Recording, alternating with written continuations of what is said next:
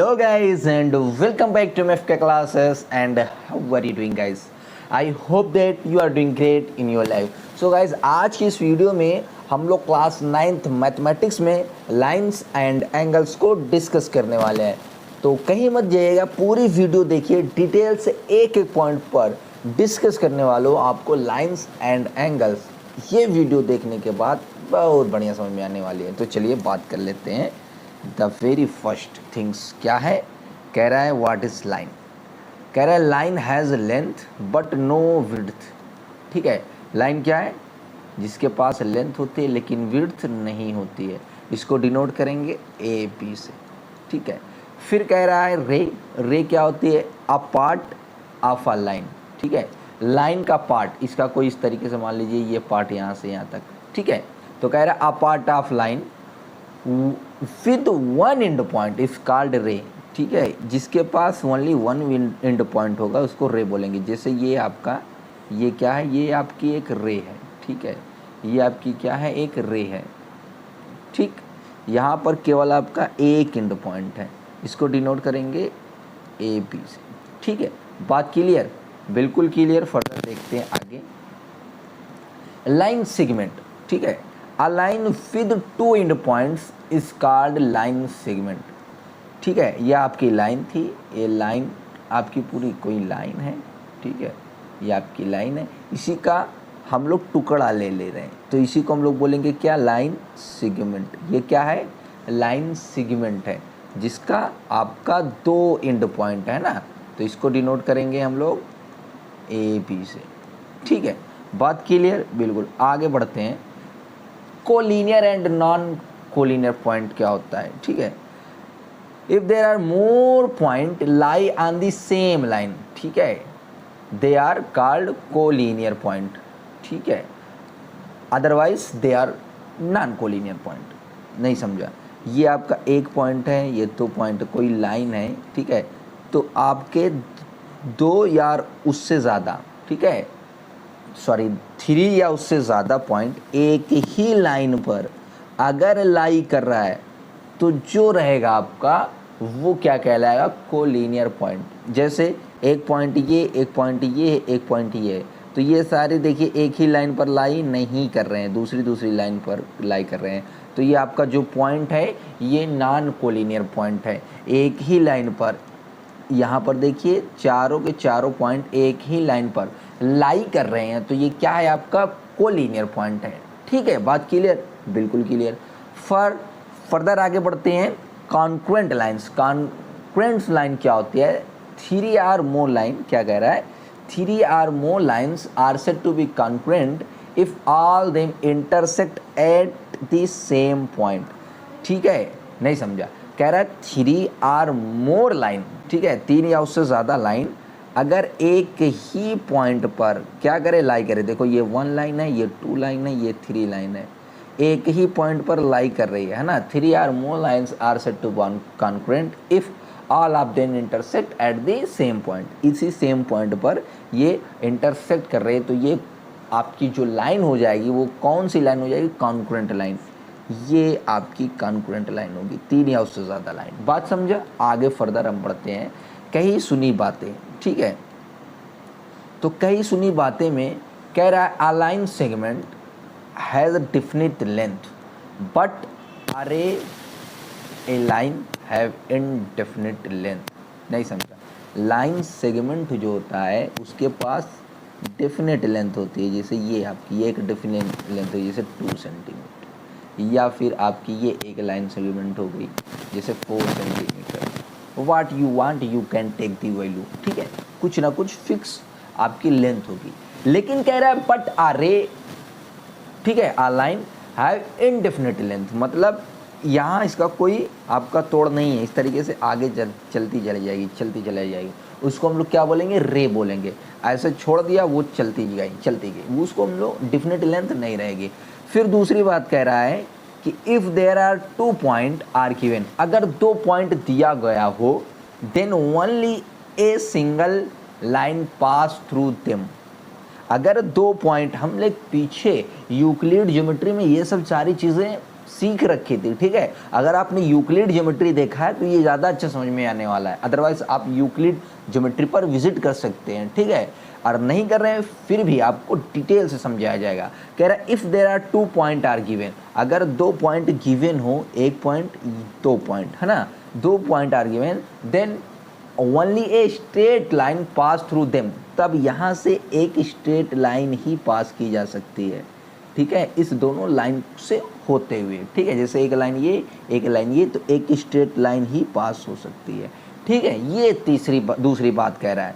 तीसरा क्या कह रहा है, there can infinite number of line infinite through a single point. ये तो बात ऑब्वियस, ये एक सिंगल पॉइंट है, उस पर इनफाइनाइट नंबर ऑफ लाइन हम लोग पास कर सकते हैं। फर्दर आगे बढ़ते हैं, एंगल और उसकी बातें। एंगल क्या कहता है, एंगल क्या होता है, an angle is formed when two rays are originated from the same end point. नहीं समझा, एंगल कब फॉर्म होता है, ठीक है। Angle is formed when two rays, एक रेज ये है, ठीक है, और दूसरी रेज ये है, ठीक है, दूसरी रे ये है, कहाँ से, एक ही एंड पॉइंट से ओरिजिनेटेड हो, यहाँ से, इस तरीके से, तो जो ये बनेगा ये एंगल बनेगा, ठीक है। कह रहा है an angle is formed when two rays originated from the same end point. देखो सेम एंड पॉइंट से ये रे क्या हो रही है, ओरिजिनेटेड हो रही है, मतलब निकल रही है, ठीक है। फिर आगे कह रहा है the ray making an angle are called arm of the angle. तो जो ये एंगल बन रहा है ना, ये जो बन रहा है, इसको हम लोग बोलते हैं आर्म ऑफ द एंगल। ये क्या है, आर्म ऑफ द एंगल, ठीक है, आर्म ऑफ एंगल, ठीक है, या सिंपल एज दैट एंगल। फिर आगे कह रहा है the end point are called the vertex. और जो ये एंड पॉइंट है इसको क्या बोलेंगे बच्चा, वर्टेक्स बोलेंगे। क्या बोलेंगे हम लोग, वर्टेक्स बोलेंगे। एंड पॉइंट को हम लोगों ने वर्टेक्स बोलना है, ठीक है, बात क्लियर। फर्दर आगे बढ़ते हैं, काइंड ऑफ एंगल देख लेते हैं। एक्यूट एंगल क्या होता है, 0 से बड़ा और 90 डिग्री से छोटे जो एंगल होते हैं उसको हम लोग एक्यूट बोलते हैं। जैसे ये वाला जो एंगल है, ठीक है, या फिर ये वाला एंगल है, या फिर आपका 60 डिग्री का है, या फिर ये 30 डिग्री का, या फिर आपका 45 डिग्री का, ये सारे के सारे कौन से एंगल होंगे, एक्यूट एंगल होंगे। जैसे आप 89 डिग्री का भी एंगल अगर ले रहे हैं तो ये भी क्या है, आपका एक्यूट एंगल है। राइट एंगल क्या हो जाएगा, ऐसा एंगल जो आपका 90 डिग्री का हो, ये राइट एंगल है, ये आपका राइट एंगल है, बात क्लियर, बिल्कुल। ऑब्ट्यूज एंगल जो 90 डिग्री से बड़ा हो और 180 डिग्री से छोटा हो, 90 डिग्री से बड़ा हो, 180 डिग्री से छोटा हो। ये आपका सपोज करिए 170, तो ये आपका क्या है, ऑब्ट्यूज एंगल है। 91 डिग्री आ गया अगर सपोज करिए कहीं से 91 डिग्री, तो ये भी क्या है, आपका ऑब्ट्यूज एंगल है। 90 डिग्री से बड़ा हो, 180 डिग्री से छोटा हो, ठीक है, तो वो एंगल क्या हो जाएंगे, आपके ऑब्ट्यूज एंगल हो जाएंगे। स्ट्रेट एंगल जो आपका 180 डिग्री का एंगल होता है उसको हम लोग क्या बोलते हैं, ये स्ट्रेट एंगल है, ठीक है, उसको हम लोग स्ट्रेट एंगल बोलते हैं। रिफ्लेक्स एंगल जो 180 डिग्री से क्या हो, बड़ा हो, ठीक है, और 360 डिग्री से छोटा हो। जैसे 180 डिग्री से बड़ा हो, जैसे मान लीजिए ये 190 डिग्री है, तो ये आपका रिफ्लेक्स एंगल हो गया, ठीक है। और या फिर आपका कुछ इस तरीके से हो 350 या 340, तो ये आपका क्या है, 360 से छोटा है ना, तो ये आपका हो गया कौन सा, रिफ्लेक्स एंगल। कंप्लीट एंगल क्या होता है, पूरा इस तरीके से आया, यहाँ वापस चला गया, यानी कि 360 डिग्री वाला जो एंगल बनता है उसको हम लोग कंप्लीट एंगल बोलते हैं, ठीक है। नाउ फर्दर आगे बढ़ते हैं। एडजेसेंट एंगल क्या कह रहा है, एडजेसेंट एंगल ये कहता है कि तो एंगल आपके एडजेसेंट एंगल कहलाएंगे जब उसके पास क्या हो, कॉमन वर्टेक्स हो, ठीक है, कॉमन वर्टेक्स हो। दूसरी चीज कॉमन आर्म हो, कॉमन आर्म हो, और जो नॉन कॉमन आर्म हो, नॉन कॉमन आर्म हो, non common arm are opposite side हो। Are opposite side of common arm. नहीं समझा? देखिए ये आपका एंगल 1 है, ये एंगल 2 है। अगर मैं इसकी बात करूँ तो यहाँ पर इस एंगल में, ठीक है, इस एंगल में इसका वर्टेक्स ये हो गया, और इस एंगल की बात करूं यानी कि एंगल 2 की बात करूं तो एंगल 2 की बात करूं इसका वर्टेक्स ये हो गया, तो आपका कॉमन वर्टेक्स मिला। ठीक है, दूसरी चीज़ क्या, आपका आर्म कॉमन है। यस, कॉमन आर्म भी है। देखिए ये आपका वाइट वाला जो चल रहा है इसमें आपका येलो और पिंक दोनों है ना, तो आपका आर्म भी कॉमन हो गई। अब देखो नॉन कॉमन आर्म क्या अपोजिट साइड है, ये कॉमन आर्म आ गई, ये दोनों नॉन कॉमन आर्म। तो जो नॉन कॉमन आर्म है क्या अपोजिट साइड है? हाँ, तो देखा ये नॉन कॉमन आर्म है, ये भी नॉन कॉमन आर्म है। इस कॉमन आर्म से अपोजिट साइड है ना, तो एंगल 1 जो है एंगल 2 क्या हो जाएगा आपका एडजेसेंट एंगल हो जाएगा। ठीक है, फिर से समझिए, एडजेसेंट एंगल को कहने के लिए हमें क्या चाहिए, कॉमन वर्टेक्स चाहिए। तो देखो भैया इस एंगल में, ठीक है, इस एंगल में ये वाला एंगल में ये आपका वर्टेक्स हो गया, और इस वाले एंगल में ये वर्टेक्स हो गया, तो आपका वर्टेक्स कॉमन हो गया। और आर्म भी देखो कॉमन है, ये रेड और ये फिरोज़ा जो भी है, आर्म भी कॉमन हो गया। अब देखो जो नॉन कॉमन आर्म है, तो नॉन कॉमन आर्म कौन है, ये है नॉन कॉमन आर्म। तो इस कॉमन आर्म से अपोजिट साइड है कि नहीं?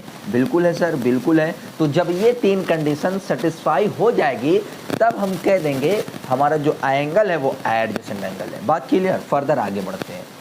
क्या एंगल 1 एडजेसेंट टू एंगल 3 है? देख लेते हैं। एंगल 1 यहाँ बन रहा है, एंगल 1, ठीक है, वर्टेक्स इसका ये है। एंगल 3 कहाँ बन रहा है? यहाँ बन रहा है, तो वर्टेक्स तो कॉमन है।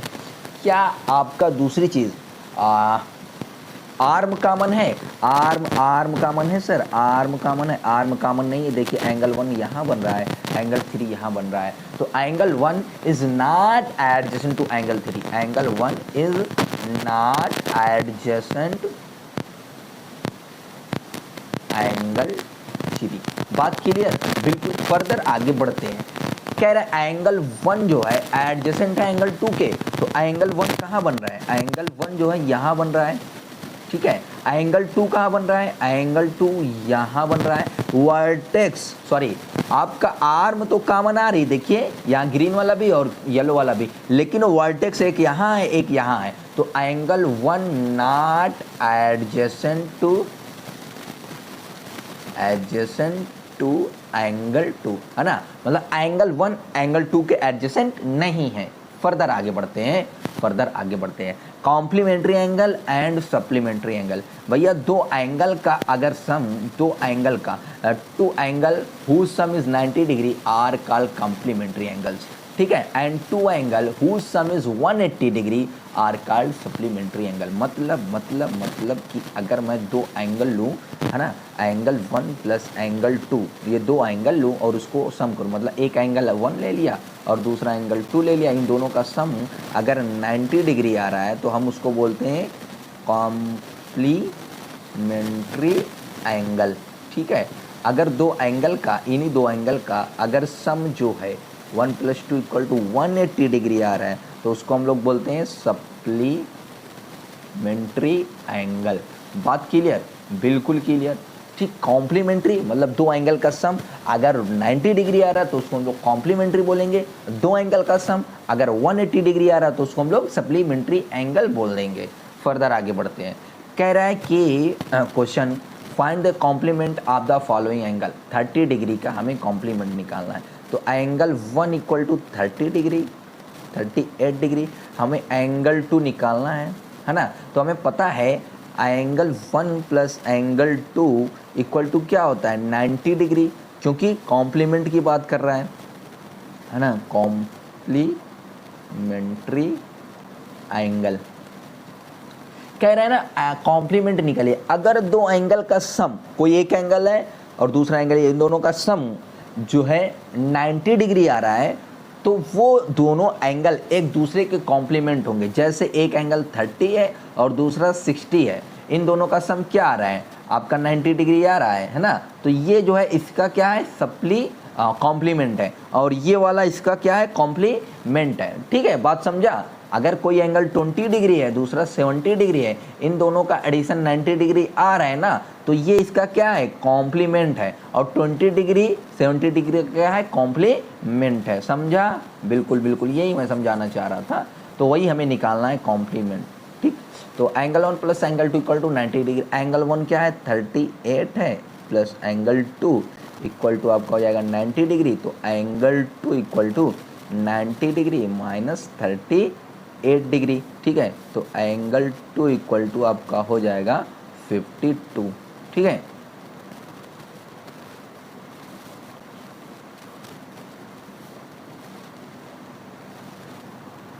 बात क्लियर। फर्दर आगे बढ़ते हैं। अच्छा, इसमें और भी तो क्वेश्चन है, और भी क्वेश्चन है, इसको कर लेते हैं।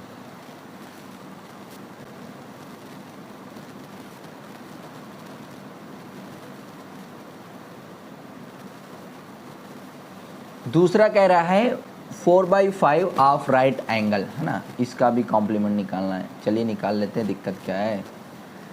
दूसरा कह रहा है 4/5 ऑफ राइट एंगल, मतलब एक एंगल दिया है, उसको हमने मान लिया एंगल 1 जो है वो इतना दिया है। ठीक है, तो 4/5 ऑफ राइट एंगल मतलब मल्टीप्लाई बाई 90 डिग्री, मतलब एंगल 1 जो है ये है, हमें एंगल 2 निकालना है, यानी कि हमें क्या निकालना है, इसका हमें कॉम्प्लीमेंट निकालना है इस एंगल का। ठीक है, तो मैं इसको क्या बोल सकता हूँ, angle 1 equal to 4 multiply by 5 कम 5, ठीक है, 5 4 9, ठीक है, 5 8 40, और ये हो जाएगा आपका 18।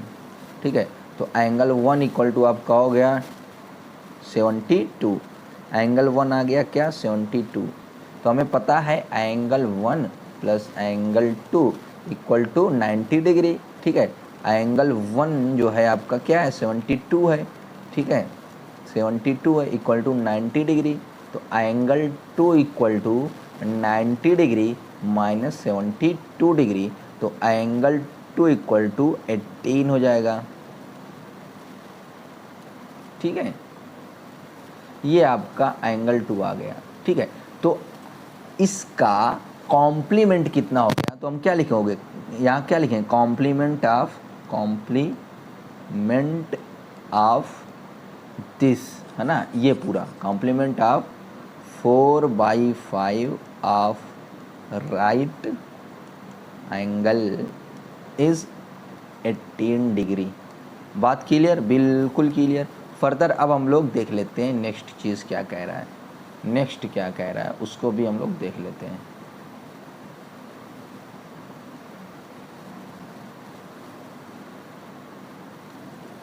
यहाँ पर कह रहा है कि 45 प्लस एक्स का निकालिए, तो angle 1 equal to 45 plus x हो गया ये। ठीक है, एंगल 2 हमें निकालना है, तो angle 1 plus angle 2 equal to 90 degree, 45 plus x, ठीक है, प्लस 2 इक्वल टू क्या हो जाएगा आपका 90 डिग्री। ठीक है, बात क्लियर। तो अब यहाँ से हमें क्या मिलेगा, x plus angle 2 equal to 90 degree minus 45 degree. ठीक है, अरे भैया ये दोनों कहीं पर है, इसको यहाँ लेके आ गए, तो आपका हो जाएगा x plus angle 2 equal to 90 में कितना आ जाएगा 45 डिग्री, तो angle 2 equal to 45 degree minus x। ठीक है, तो एंगल 2 यानी कि कॉम्प्लीमेंट ऑफ, है ना, कॉम्प्लीमेंट ऑफ 45 प्लस x इज 45 माइनस x। ठीक है, बात क्लियर, बिल्कुल क्लियर। फर्दर अब हम लोग आगे बढ़ते हैं, देखते हैं आगे क्या है।